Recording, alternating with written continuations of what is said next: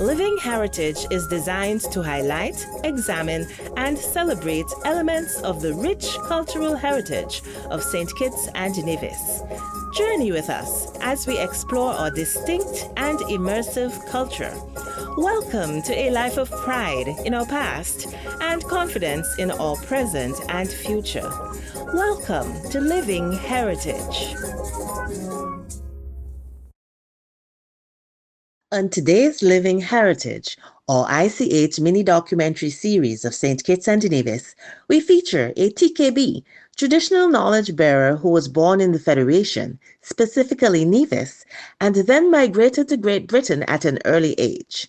As a member of the West Indian diaspora living abroad, or TKB was part of a team that successfully agitated for education reform and other societal improvements for the Windrush generation.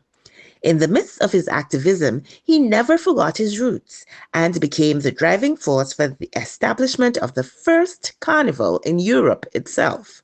The domains covered include oral traditions and expressions, performing arts, societal practices, rituals, and festive events, and traditional craftsmanship. Listen as our TKB, Dr. Arthur France, tells us the story of how he was able to rally West Indians in England to better themselves and found the Leeds West Indian Carnival. Yeah, my name is Dr. Arthur France, MBE, Leeds, England.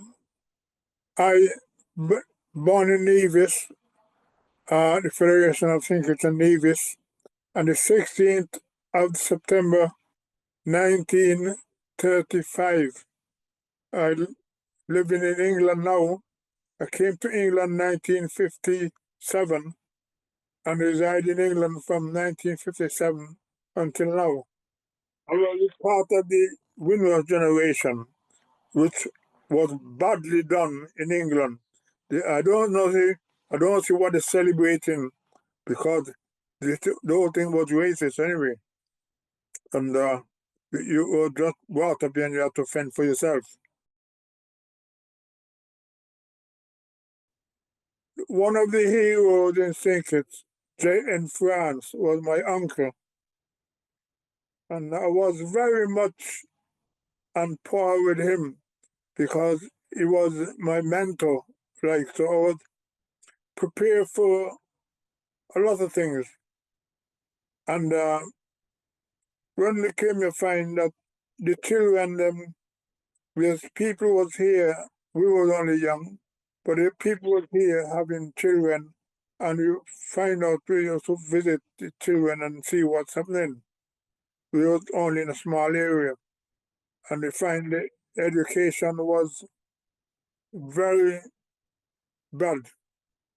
My sister was a secretary for a company, and next to the company they had a British railway station, and she got me a job as a porter on the train. So I used to go out on a morning as a relief porter on the train.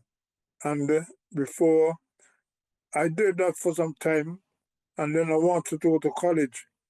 And I went off to college and I changed the job from being a porter to a joiner for a company. And then I went to college. I was very cultural and political aware of what was happening.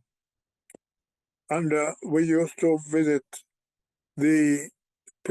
some poor homes for people living in rooms. You wasn't had the privilege of having a flat for yourself. So we used to look at the children and find out what they were doing, and they were doing very well in schools. So we used to visit the parents' house and look at what the children doing.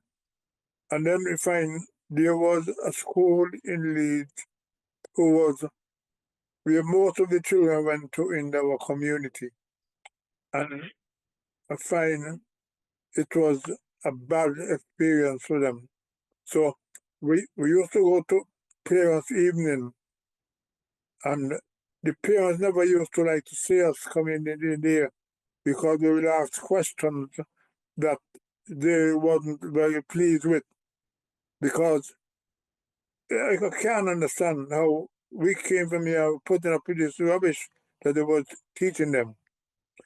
And then we eventually got to the school and find out how could you mark in the children book, you give them some sums and you mark 7 out of 10 right, and there wasn't, and there was only 5 was right. So we really thought to make them feel good. And I had a brother-in-law, uh, 2 brother-in-laws of mine, uh, George Archibald, who was in the forces, and we used to talk all day long. And I realized there was something wrong that we weren't going to put up with it. And my sister and 2 friends from St. Kitts had an organization named the African, Caribbean, and Asian Club. So all they used to do, they used to keep dances. And I used to wonder, well, what is it they're doing? Is that all we're going to do while we're here? It wasn't many of us. And so I decided, well, I'll go to dances because there was no outlet for us apart from going to church and meeting in rooms and so on. You could go to club. Yes. So what I did, me and my brother, we talked and I said, you know something? Because then when I left home, the Federation of the West Indies had broken up, but I was very much versed with it for Uncle Joe. He was my mentor. So I said to him, let's get some people together and form an organization. We don't have to, because we come from different parts of the world. And so I then was living in a room in number 15 Grange Avenue, a bed sit with 1 bed and a chair. And so we went to invite some people to the house on a Sunday afternoon. The last Sunday in November 1964, I invite, would you believe it, had 27 people in that room. And I decided I had another friend named Cedric Clarence, and 3 of us, we invite them in the room to explain to them what we want to do. Well, then, the thing is, I was the youngest one there, but I didn't see myself as no leader because, we take orders from the elder ones. And I know some of them was older than me, well, a lot older than me, and they was in good jobs at home. Well, when I explained what you want to do, they said, well, you seem to know so much, so they pushed me in front to lead. George Archibald, my brother-in-law, he was the chair, I was the treasurer, and Cedric was the secretary. But after 27 of us, yes, I've got the list of all of them still. And so we start off there, and then after a while, we still pushing the education side of things, and the police them. Calvin Beach came, he's from St. Kitts, and he was living in Ipswich. He came to Leeds and he met my sister and they got married.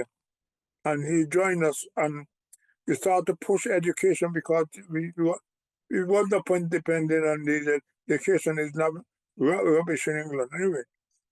And we find they had a chief education officer in Leeds who named R.S. Johnson, and he had a lot of power and a lot of influence and was very racist. And we took him on. They didn't believe that what the English people didn't realize. We were coming here from the Caribbean, we were far brighter than them.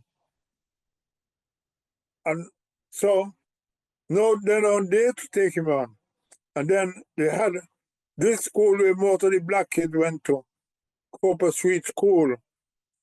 So we decided we got to take the bull by the horn. So they had a church not too far from Church of God. It was a black church from the West Indies up the road. So we asked the preacher if we could use the church for a while. And he don't know what we were doing. We tell him we want to bring some children there to do some work. He thought we was doing, he didn't know what we were doing. So the Monday morning, we went down to the school and take all the black kids them out and carry them to the church and tell the education authority they're not coming back to the school unless you change the headmaster because the racist guy. And so that was changed. So we were the first group to open a supplementary school. We took over a school nearby and we used to have classes on a Saturday morning. So supplementary school. And I don't know if you remember when they had Margaret Thatcher was the Minister of Education. And we had to take on, she was a rebel. And they weren't going to give black children a chance. And so we took them on. And why they used to have this thing that a test, an IQ test they used to give children, the area in which you live. So the children from the Caribbean out of England or the parents would not pass the test because it was that way it was set up. And so you had a guy by the name of Bernard Cord. You might remember him because he went back to Grenada and he was involved with that problem with the Grenada government, and he wrote a book on how the West Indian children been made abnormal. So we make inroads into the system, and we take on the education system and set up the school, and we prove they were talking nonsense. You see, we weren't going to take what they're telling us because as far as they're concerned, we was above them anyway. We were black, and one thing, we're not going to allow no one to talk down to us. So, in fact, at one time, we sent more youngsters up to university level than what they could do. I remember I was in Nevis on Christmas Day, Christmas sport them come out at Christmas. I remember on Christmas Day, we was on the veranda, we just having dinner. My father, my mother, and my siblings. And when we were on the veranda just to finish dinner, we hear the music coming up the road. It was a jointed spear, a band. You know the jointed spear, right? Right. They had the jointed spear and they have the kettle drum, the bass drum, the fife. That was the music. And so we know they were passed by the house, so my dad was going out because I'll come by the house. But my mom was so excited, she ran out the house. I was 5 years old then, and I hold on to she just went on the road with her. And I've been so excited from that day. And and that is the thing that you wouldn't believe that I was 5 years old when I got this bug for the sport. I used to go to meetings in town, in the council meeting, and I suggest I think we should have a carnival in England. And they say, oh yeah, it'd be nice. We could have a nice Asian group, an Irish group. I said, no, hang on a minute, you're going too far. I'm talking about the West Indian Carnival. Because I know when you get involved with too much of these people, you'll be swamped. But all the time, the people, some of friends from home, those I know, they was encouraging me, yeah, we should have a carnival. So, but they wasn't coming forward. I went to a meeting, once, and I suggested one of the things I'd love to have here is a carnival. They threw me out the meeting. They said I was crazy. So I'm not one who takes no for an answer. So after a while, I went and I canvassed the members them outside the meeting. I went back to another meeting and suggested the same thing again. So they half-heartedly picked a group to work with me. When we come up to the next meeting, there was nothing done. So I sacked them. I said, I don't want to see anyone out here again. I went back to another meeting. They pick another group. And the same thing happened. I said, well, you all forget it. Wherever I go, I sing this tune about Carnival. And I remember one of the male guys said, oh, you and your stupid Carnival. You're crazy. So when we done the party, about 2 o'clock in the morning, one of my mates, he was living about on the other side of town, about 3 miles from where the party was. So I had a car, so I was driving him home. A guy named, he was doing medicine here from Trinidad, Willie. So he said to me, don't worry with them, Jackson, I'll give you a hand with it. And when he said that, I was very much, excited with that. You'll meet Tuesday, 7 o'clock at the place.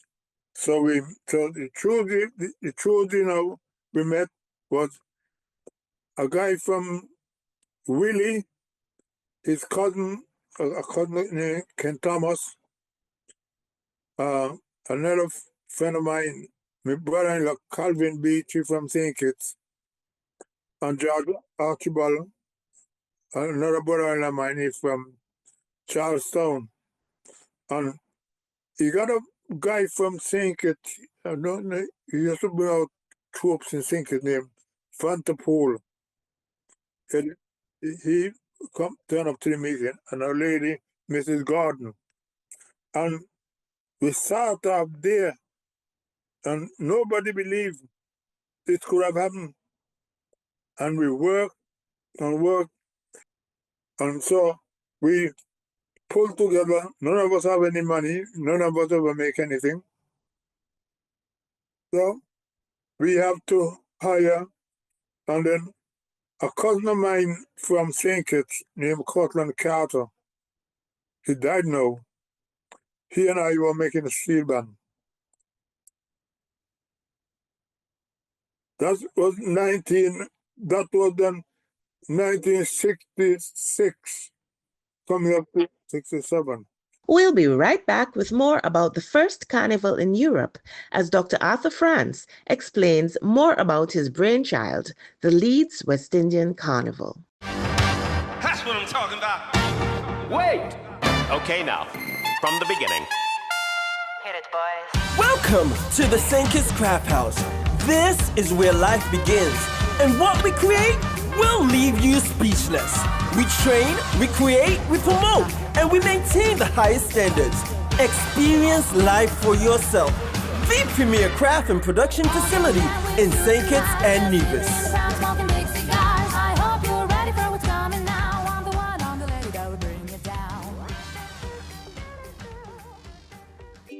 Welcome to the supermarket with Lila and her mom. Lila spots her favorite cookies on the shelf. But she realizes there's no label on the package. No name, no ingredients, nothing at all. Lila remembers the importance of food labels, and that according to the labeling regulation for prepackaged food, all products must be labeled properly.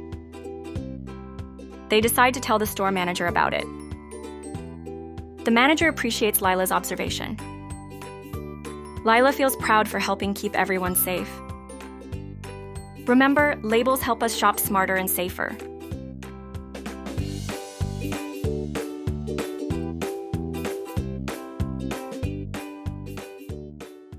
Living Heritage continues as TKB, Dr. Arthur France, details how the 57-year-old Leeds West Indian Carnival evolved over that time since its inception in 1967. I remember we made 5 queen costumes, and we break a steel band. We get a calypso, some guys to sing calypso, yeah, and so that was now 67. I was very good at networking, and I was president of the West Indian Students Union, so I had everybody together. But I know that they couldn't say no to us using the road because I know my rights. So I went to the council and asked for permission to use the park. Well, to get the police, you have to get the police clearance as well. So I have to, they send me this inspector, an inspector named Inspector Exley from Barnsley. He come from a place where no black, he never see any black people. So I have to meet with him to get the police go ahead. But what I did, instead I go to meet him and make him come to meet me. I was living in a 1-bedroom flat with 1 chair and a bed. So he come to meet me, so he sit down on the chair and I sit down on the bed and I explain to him what I want. And he said yes, and that was agreed. We heard they had a black guy who was on Tiny's television named Aaron, yeah. And so we want to spice up the thing, the show. So the Clive Allen from Trinidad, he was the first television house in England. So we phoned the radio station, we phoned the television station, and he was there. And it was so exciting. He said, yeah, he'll come. When they all packed the night, they all around there, they come to laugh at us. But when they saw, I could remember like now, when the curtain went back, and I remember when Clive Allen came from behind the curtain with a television presentation, you know. I said, ladies and gentlemen, oh, they all went, they freeze. They couldn't believe it. And he came, so he emceed the Queen show. The 5 Queen, we had a Sun Goddess, a Cleopatra fan, a Snow Queen, a Hawaii dancer.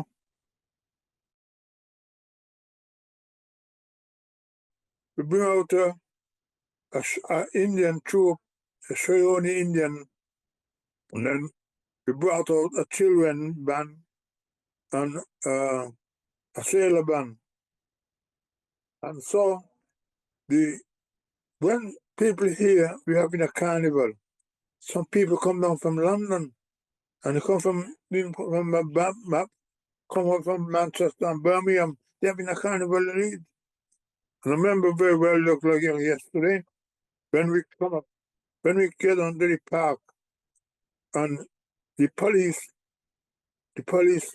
see me, the police inspector, actually, he come to me and say, he never see so many black people in his life. So So they have to panic. So they say, what do I do now? So well, I'll tell you what you do. Look after the traffic. Leave the people to me. I'll start because when West Indian drunk and they don't understand us, and so you don't allow them to get involved with it because when we greet each other, we greet each other. If we want to fight, then they might get the wrong idea. You brought a steel band from Birmingham. Some guys from Invader steel band used to be up in from Newtown. A steel band. They had a steel band named Saint Christopher. They come down from Birmingham. So they played St. Christopher steel band. The steel band that me and my cousin make, we got the Gay Carnival steel band. And the next steel band named Invaders, Prentice steel band. So we had 3 steel band playing. We brought down a steel band, we brought down a guy from London to judge the steel band. The first we had steel band competition as well. So the steel band competition was won by the band from Birmingham. It was such a success when St. Christopher ran away with the prize, and then the news went around the country. It was so successful in Leeds, the first carnival on the street of Europe, not England, Europe. And I hear the joke. So after the carnival, they had a gentleman in London used to run a London to Brighton car rally, Lord Montague, who went on television and said he believed they should have a West Indian carnival in England. But he was talking about the Midlands. But he didn't know we had a carnival in Leeds before. And when he heard about that, he came to Leeds to meet us in Leeds. And then the first carnival in the streets of London was Leeds West Indian Carnival.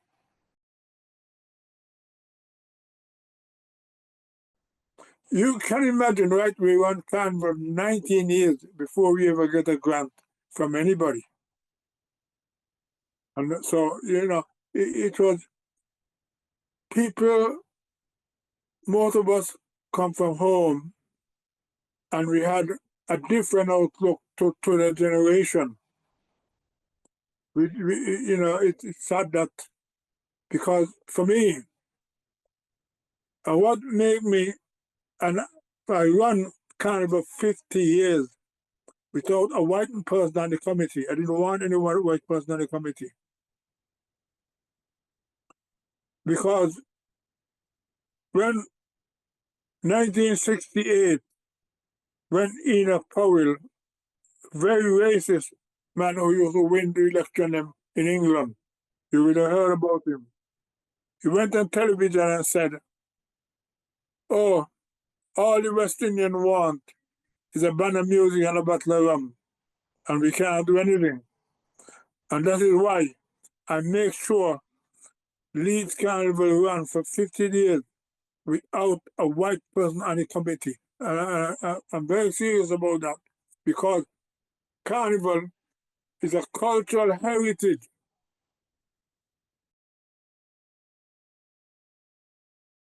So it's not what it used to be. In fact, all the Carnival in England is on the last lap, the mashup. I mean, even London, for a start, they allow too many people on board who have some